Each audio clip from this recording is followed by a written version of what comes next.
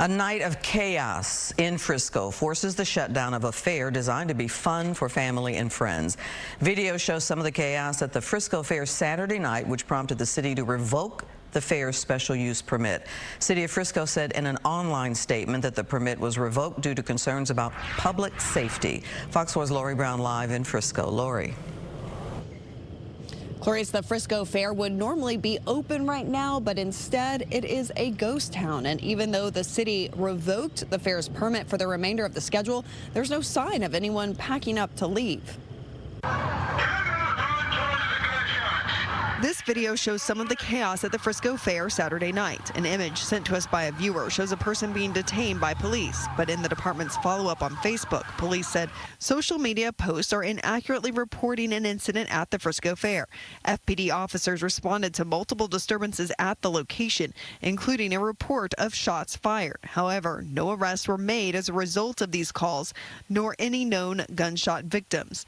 We spoke with people who live in the apartment complex adjacent to the fair. We've lived here now for 3 years, so we've been attending the fair every year. Jordan and Keith Henderson and their 5-year-old daughter Harlow are disappointed that the fair is now shut down after the city revoked its special use permit. I would just like more answers. We get excited about it for months, months ahead of time, and watch them set up. The Hendersons say they saw the disruption Saturday night. 75 to 100 unsupervised teenagers with maybe 4 police officers. And yeah, just a recipe. Over here, there's a very large group of kids.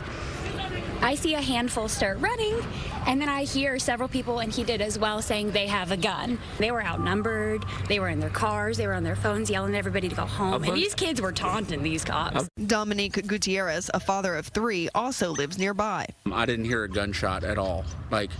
And I would recognize the sound of a gunshot. Gutierrez and the Hendersons say the tension seemed to surround the new gate and requirement to pay admission this year.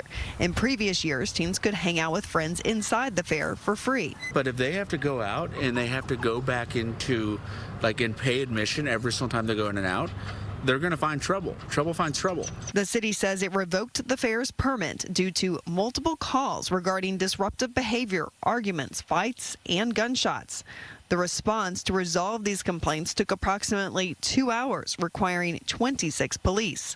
Emergency egress gates were non-existent and/or padlocked.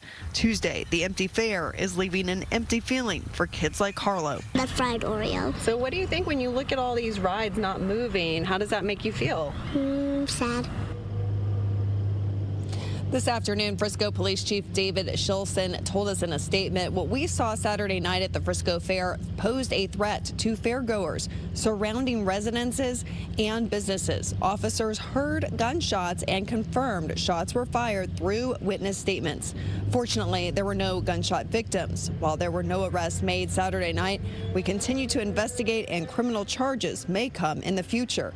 We've reached out to Tally Amusements for a response to all of this. We have not heard back. Clarice.